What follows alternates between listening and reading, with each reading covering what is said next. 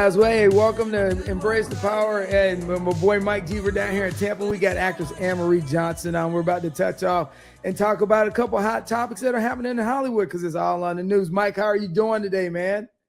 Grinding, we're doing shows left and right, man. We're doing our thing. And we have a special guest that's been here before, but she's here again. That's right. Anne-Marie Johnson. Love it. Hello. Hey, Anne, how are you doing? And Anne-Marie, I know you've been busy and you got a hard stop, so let's just get right to it. So the Writers Guild strike, and this is not the first one. And, I did my homework, so I know we've had a few back in the day. But this one seems to be a little bit more with a little bit more bite because once we're dealing with inflation, second, we're dealing with people's lives and incomes to be able to sustain life out in California, which is expensive. But also we're dealing with something new. The writers retaining their rights to what they write. So what's going on from your preview? You understand what's happening there because you're there. Well, yeah, and hi. For us, it's good morning. I know it's good afternoon for you guys. So the situation is that this is probably going to be the most important job action that the entertainment industry has seen.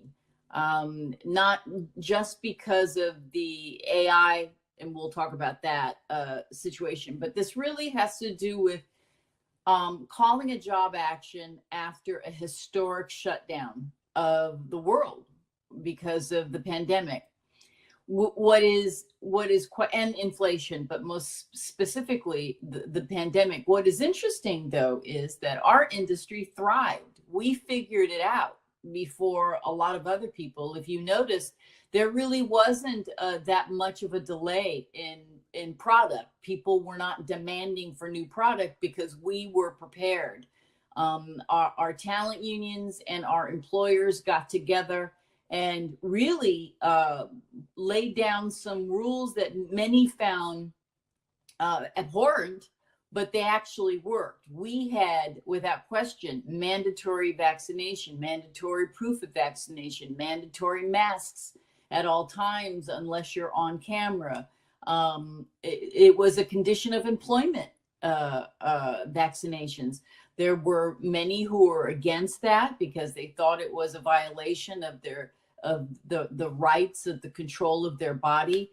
But we'd never faced anything like this. In 1918, there was no vaccination for the flu.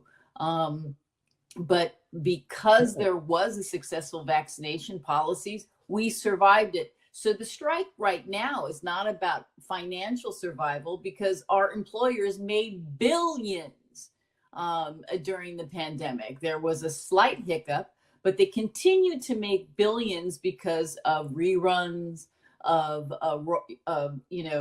product that was already in the can that they could piecemeal out. Right. So they're trying to use that argument, but the argument is a specious one because we know the entertainment industry survived better than any other industry in this country during the pandemic. So that's one thing. Actors, just like writers, are not getting, and forget about fair. There's no such thing as fair. Okay, yeah, so fair. Cut that one out the equation. That word does not exist. But actors and writers do not get their share of the pie during the production of a product, and once the product moves on to other distribution platforms. Right. And that's where we find ourselves. And the Screen Actors Guild, which I'm a national board member, SAG-AFTRA, we start our negotiations on June the 7th. So it's going to be a very rough time of it, but I'm 100% in favor and in support of the writers. And, people talk about, if it goes on too long, it's not about going on too long. It's about getting what we deserve. Right. I mean, I think the struggle is, and even historically with the strikes, is that people forget that quality of life does matter. And then it's an intricate part of what we do. But when you look at the strikes for the writers and you look at you guys going into negotiations, and then the same problem we're having with sports, high school sports right now, because of the NIL money that's coming in and young people are starting to get money that they never would have got 30 years ago. when you start looking at it, I think the pandemic opened up two things when it comes to you guys. And one, when you're talking about the reruns and all the other stuff, it opened up a new, it helped some industries grow because of the pandemic. So normally some businesses that weren't doing, they were doing okay streaming. Let's just talk about it. Streaming is now the money maker. It's a money maker because during the pandemic, it was like the perfect storm for them. Yes. And it's quite interesting because I did a complete online series during the pandemic via Zoom. I mean, the pandemic, it was quite interesting. We now have a whole segment of my industry, which is casting, the casting offices. Casting offices no longer exist. What? They got. We all do our auditions now. We tape our auditions, or we do it during a Zoom. There's no more face-to-face. The casting directors have figured it out, which saves millions of dollars for production offices because they don't have to pay for casting offices. So you're saying nobody's sitting on the sofa waiting to go in the room the next time around? You do it just like this. You do it like we're doing. So my industry figured it out and ran with it and will not go back to the way it was. So it was cost effective is what you're saying. Which is cost effective. Is it as artistically sound as it was before? No. Are we seeing less talented people on television and movies now? Yes. Because they're relying on YouTube, all the other social media platforms to find talent. So content, not writing necessarily, but on-camera content hasn't gotten better, but it's costing my employers less to do it that way. See, we figured it out. Yeah, the cost less. Right. Go ahead, Mike. Right. Oh, excuse me. She's right, because I'm not an actor, but I always like the art. The art form has always intrigued me, music and acting. But you can notice when somebody acts good and when somebody acts is like, what? Excuse my French, what the fuck? So, like, what is it? Like, who is it? Because now Netflix are producing movies, Amazon movies, and this, that, all these other, showcases and stuff like that. But the thing is, they're horrible. They're not they're quality. Horrible. And if you, I think everyone has noticed the quality has just dropped considerably, specifically on platforms that provide you the series right away, right? So there's no once a week you're going to see it. Although they're changing, they figured it out. They were cannibalizing themselves by allowing all 7 to 13 episodes to be available right away, because the average human being would watch it all in one day and then want more. It's like crack. I want more. So they needed to fulfill that I want more, and so the quality of the shows are horrible. But putting that aside, because art is like pornography, right? What may be disgusting to one person is titillating to the other, right? So, but the actual reality of it is, the talent, are getting cheated left and right when it comes to residuals, royalties. How many writers can you have in a room? They talk about Netflix and Amazon, and they talk about, diversity. Well, yeah, we may be working more, but we're making less. Less. So it's really, that's why I'm saying that right now, the writer's strike is without question the most pivotal time in the entertainment industry, even more important than the introduction of sound.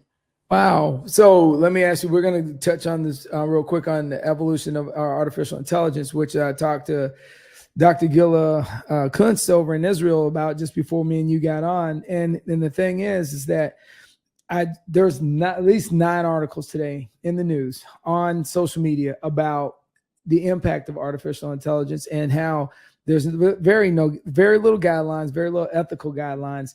And then the fact that the guy that owns it pretty much says he's going to keep developing it. Now, how people use it is not really, on him. It's on the people that use it, the platform. But the writers a couple of writers actually wrote some good op-eds on how that would impact their industry.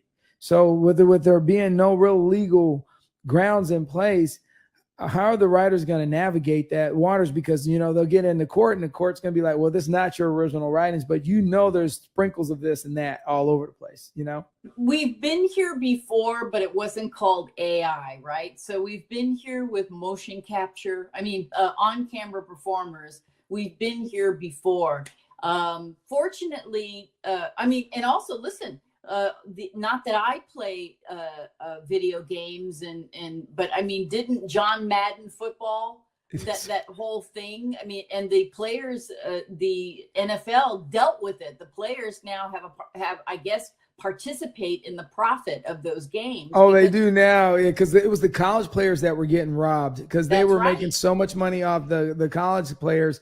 And that's why NIL came around, and because they were killing the college players. That's why I think at least with on-camera talent, we're going to have to watch that very carefully, because not only can AI recreate or create scripts, they can recreate and create me. So, and in my contract, in my union's contract, I am in control of the use of my likeness and being. But with AI, what does that do? Who owns my likeness? Who owns my voice? Who owns my mannerism? Do I have to trademark myself? What do we have to do? This is a slippery slope, and it's just the beginning. I have a feeling that our employers have already figured it out, and we're really going to be behind the 8 ball unless we all get together, writers, actors, directors, get together and stop it now and start the financial participation of right. it. Because NIL is talking about their likeness, because financially it was, they were making profit and the college players were not making any money off it. So financially it was killing the college players on them not being able to profit off their likeness and off their looks and off that. So let me be really clear with that. So they were taking the money to the bank, and the players were literally being just, their likeness was being used for somebody else's profit. And that's the same thing that the concern, it's not a fear, it's a concern. It's real that this will now slowly move into the entertainment industry. It'll hit the writers first, and then it'll hit on camera talent. So we've got to get together and do something about it. I know job actions are painful. I know that it is, especially after a pandemic, but we have to keep in mind that my industry thrived during the pandemic, unlike other industries. Oh yeah. And so as you look going forward, looking at all of this transcending, you guys got a little bit of work ahead of you guys. We have a lot of work. And keep in mind, with the Screen Actors Guild, we represent, with SAG-AFTRA, we represent about 160,000 people, right? But at any time, 98% of us are unemployed. Strike is very different when you're dealing with a community that is perpetually unemployed. I don't even know how actors or writers survive in the business they're in, because that's a passion of love, because there's the highs and then there's the lows, and there's that goes more back lows and there's more lows. What you have to, I hear no 99% of the time. Do you really? Sure. No, not you. You're not right. You're too old. You've been around too long. We need fresh faces. You're too expensive. We can find a younger you. I hear no 99% of the time. Yeah, but and it's funny is that you look at some of the shows and they're okay with doing Brady, 80 and Brady? I'll leave it alone. If I'm gonna get canceled today, let me stop. Yeah, but that's one film out of 1,000.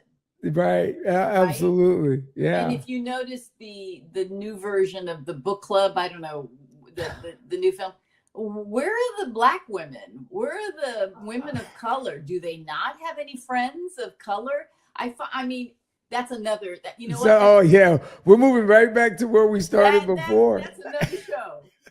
Hey, so I was going to Started touch on. that. What I was going to touch on is you've moved behind the camera a little bit. So how's that going for you? I really like it. I'm really kind of transitioning more into producing than anything else. And the online series that I told you about from the nonprofit that I co-founded called the Mankind Initiative. We did a whole series about the relationship between the community and the police department. We are now in pre-production talking about women and their children facing homelessness. So that's going to be our next series. And I'm also in the early stages of producing a full-length film telling the story of the first African-American police officer. Oh, the one out in, where is that, in California or Texas? In California, right. The first LAPD, African-American LAPD officer. Your dad? No, no. It was a formerly enslaved man who migrated all the way west and became the first Black officer in California. Oh, that's I was just watching a couple documentaries today, and I don't think there. I love this. There's some guy on TikTok right now is talking about untold stories of African American history and how some very prosperous African Americans were very prosperous in what they did, but they lost it all because of mobs and different things. But just if you're given opportunity, where we would be if those the situations never happened, if people never got jealous or envious. That's another topic, right? This whole conversation about reparations. Yeah. Yeah. I'm still waiting on that 40 acres and a mule, but yeah. I mean, that's going to be a really interesting story, but I'm much more interested in telling stories that about real events, real people, especially about our history. Because we ever had control of our history? No, but we're losing the little control that we had, especially in your state. So I think it's really important to start telling these stories and maybe put a pause on the silly stories and then spend the next 20 years telling our story. Well, I think a lot of it has to do with, if you sit down and do an analysis of most African American students right now, if you were to sit down and get them all in a room and say, hey, let's go ahead and go through some African American history. Let's just go through historical Black history. You would probably be shocked the amount of kids that are out of touch. We've grown up with almost the 2 generations now that they haven't had to fight the civil rights movement. They pretty much got the cars they wanted. They go to the colleges predominantly they want, and their micro racism is not enough to make them understand that the price of the people that paid the price behind them. And a lot of it, their parents it's like my friends that are Spanish and they don't teach their kids to speak Spanish. It's like, your history, but you don't. Yeah, the parents are just as ignorant, right? And I think a lot of people thought, okay, well, I'll give to Black Lives Matter, and now I know about civil rights. That ain't it. That's not even close to it. I think they're catching enough. I think they're catching enough grief themselves right now. Because the argument still is today is the young African American males shooting each other in the inner city is one of the biggest challenges that we're all facing, and we don't even talk about it enough, which bothers. Well, that's quite interesting. That is our pandemic. It is, and it has been. And we're psychologically scarred. And, people talk about mental health.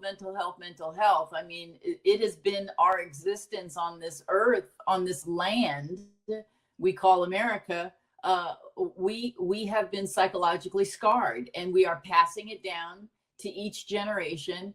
And, forget about reparations. I think every single African American should be provided therapy and counseling and life coaching and free education. That would satisfy me. Okay, thank you. I don't need the 40 acres and a mule, but I would like everyone to have access to a qualified therapist, everyone have access to either, a junior college or 4-year university education at no cost whatsoever. And, and for the health of this entire country, I'd like to get rid of every single weapon that is not necessary for one's immediate safety. Is it really that difficult? No, I posted on my Facebook. I'm gonna probably catch hell today because I posted on my Facebook Finland versus the United States, and they were talking about that they don't allow taxes to be paid towards education, so all kids have to go to the same school. So there's no private schools really in Finland, and they were explaining why is because they want to make sure that everybody is friends with everybody, and so there was a lot of really positive cultural things that I saw from their output in Finland. So you're absolutely right. As you start looking overall at the things that we need to do better in the country, that has got to be a tipping point for us. And an inflection point is that at some point we got to address our own problems. But people are more concerned about, is Kanye making new socks? I mean, who cares? He's an anti-Semite. He's self-hating. He's self-loathing. He needs mental health intervention. So, anybody that dates that side of the family doesn't come out good on the other end. I think the Kardashians are like Dracula, man. They get into you and your whole life is fucked. They're witches. They're witches. hey, because I see the number that, hey, they said, I hate to say Chris Rock was on point to some degree. Yeah. Well, listen, I'm in no mood of getting slapped, but me neither. So the last thing I had to ask you before you get out of here, because I know you got to run, is, all right, why are they making so many remakes of good movies and they're going downhill? Because the eyeballs are guaranteed, right? Because people are going to go, oh, I grew up with that. Oh, I remember that. So the curiosity is guaranteed. And listen, the history of the entertainment industry, we have always done remakes. We have always done reboots. There's very little originality. Something, something has been remade. Some movies, some series have been remade, or it's an iteration of another. I mean, there's really very little originality out of our business. And historically, it's always been like this. But the tent poles and these reboots, it's because those who have the job to create content have become exhausted and lazy. And it's just so easy to say, hey, let's reboot, you name it. White Man Can't Jump. That's the one that's out there right now. Reboot. Oh my God. Okay. So replace Wesley Snipes and Willie Harrelson. It's like, it's like was something. there a great demand for another version of that? Also keep in mind, these studios and networks are rebooting product that they own. So, it's kind of like, well, Sony wants to reboot a series that they did 15 years ago because they own it. Yeah, they're trying to make this greed. There's a lot of that going on with this too. I wish they would come on. I'm still available. Let's do In the Heat of the Night once again. I mean, it's really quite silly. No, you're right, because I think it's greed to me. What my vision sees is greed, and they're just laziness, and they just want to make a quick buck. So I don't understand that. Once again, there's Netflix, Amazon, Paramount Plus, and all these other people that they're swimming in money and don't want to pay the creativity of it side of it. Listen, when a series is done for Hulu, let's say, the writers and the director and the producers and the showrunners, they may get a nice chunk of money, but everyone below that, I mean, the actors get you're allowed to pay California minimum wage sometimes in these streaming projects. Really? And then when it reruns, it has to rerun 100 times before you get $27. Wow. So the whole system was made to cheat the talent. And that's why the writers are sacrificing their careers to help rebalance the divide between those who have and those who have not. Wow. God, that's mean, a really, lot to chew. It's tip money. I mean, listen, am I digging ditches? No. Am I fighting fires and helping people on the streets? No. I'm just a stupid actor who's hired to entertain people. But I also would like to have disposable income to help charities, to help my community thrive, to go to my local supermarket, to be able to drive a car, to be able to have a good mortgage or rent and afford it. My well-being helps a lot of other people, and that's what capitalism is, right? So why, Right. just because I'm an actor, why should I be left behind because of the greed of others? It's the typical American story, and thank God we have the right to strike. I'm not fearful of getting my head bashed in when I'm walking the picket line. Like a lot of other people, lives are threatened. But the people who came before me sacrificed their lives to give me the right to strike. That's correct. That's correct. I mean, I remind my students every day. I said, the 3 boys in Mississippi, I gave some awards out this year with their names on them. And they're like, why'd you give us? I said, because these guys sacrificed so all of us could be together in this room. I said, the civil rights bill was on the edge of not being signed until they passed away. And then the pressure from his wife, one of the his Schwartz's wife, and then the pressure from somebody else forced their hand. And I said, and the thing is, sadly, is they should have never had them enforced. No. Well, listen, no good things that help mankind should be forced, but we have so much evil in the world. I'm a woman of faith. I know that righteous will win out, but there's so much pain in between, right? We know that we know that the former Marine in New York who killed that young man will eventually see justice somehow, right? maybe, but at the end, those who are righteous will win at the end of the day. But we have to go through a lot of pain to get there. We can't give up. We can't call uncle. We have to fight for what is right, and that's what these strikes are about. Oh no, I agree with you. I mean, listen, I'm a gun owner and all that, but the school shootings, I'm just as a teacher, I'm honestly, look, I'm over it. I am so far over it when it comes to assaults on children with lethal weapons. I am so over it, and at some point, I'll be here. I could be here all day, and I know you got to run, but that right there to me is we're sitting at a level of stupidity in this country that I can't even wrap my arms around. It's a level that we certainly have never seen in those of us who are of a particular age. Right. Our grandparents, our parents and grandparents saw it during the civil rights movement. And it's all socially driven right now, but it's all etched in our history. It's all etched in the history of what we got. Yeah, and I told everybody, and I tell people all the time, we haven't reached our pinnacle of what we're capable of because we constantly hold one section back or another, and then some of it we hold ourselves back because the amount of African Americans that hold other African Americans back from being able to pursue their goals and dreams is just as crazy, and it's the colonization mindset. We are our own worst enemy. We are our own worst enemy, but we have to acknowledge the fact that it is a result. It is the collateral damage of enslavement.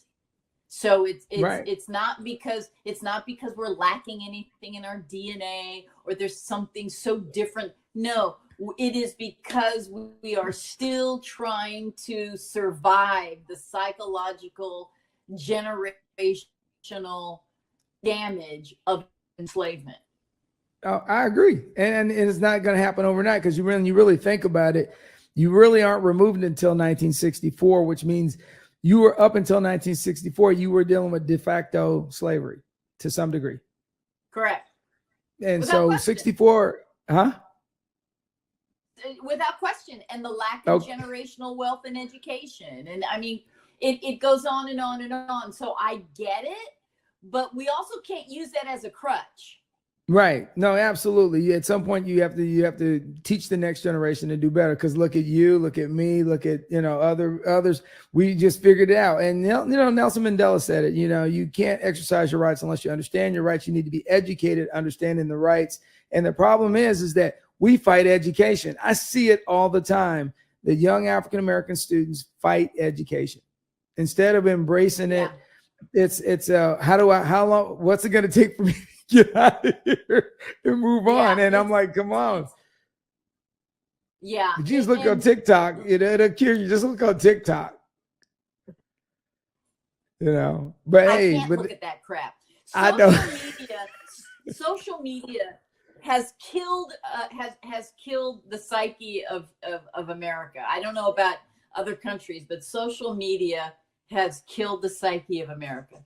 Oh yeah, it has definitely did some chopping up on it. Hey, Banana, I know you got a roll, and much love to you. And tell Gray I said hey, and you guys, you be the best version of yourself today. Mike, you got Thank anything? you. And once again, nice to see you. Mm-hmm. Nice to see you again. And we shall see each other soon. Yes, we will. I'm gonna try to get out to California. Love you, girl. Be good.